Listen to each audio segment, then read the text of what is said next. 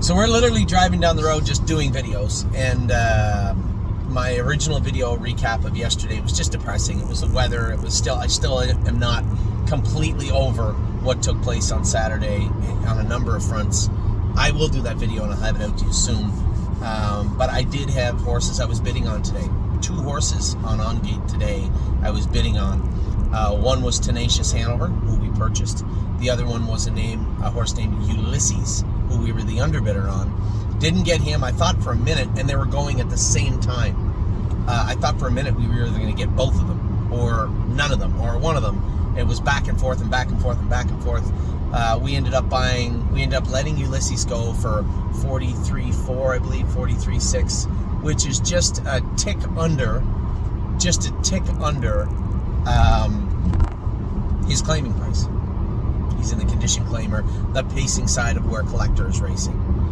His lines certainly indicate that he'd be fine racing in a number of places, but as of right now, he wasn't a condition claimer, and we were very, very tight to his claiming price. So I didn't want to go much further than that anyway. Realistically, I thought 38 to 42 would be great. 44 was getting a little tight, so I let Ulysses go. I did not want to let Tenacious Hanover go. This is a former $100,000 yearling, a Stay Hungry colt.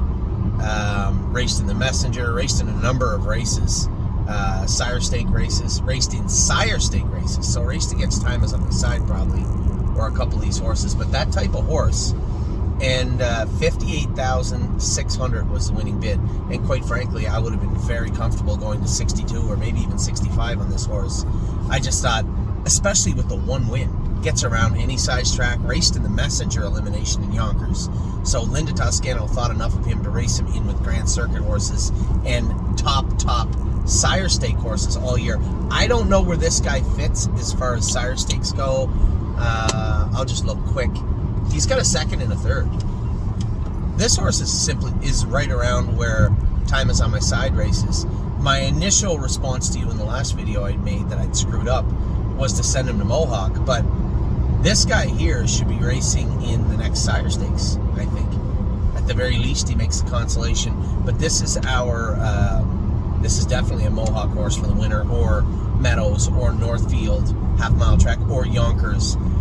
With one win, pacing these speeds, racing against these horses, I just don't understand how this horse wasn't worth $58,600. The more I talk about him, the more I think we got a great deal with this guy today. Tenacious Hanover has been racing against the best, and I suspect he'll continue to do that. So that's where we're at right now. We have purchased a 3-year-old Stay Hungry colt. His name is gelding. His name is Tenacious Hanover.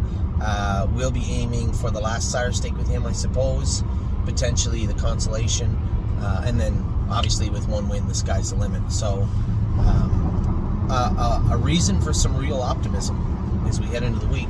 Our horses had a kind of a, I don't want to say we had a bad weekend, because we really didn't. I'll do the video and we'll talk about that in just a minute. But as of right now, Tenacious Hanover is ours.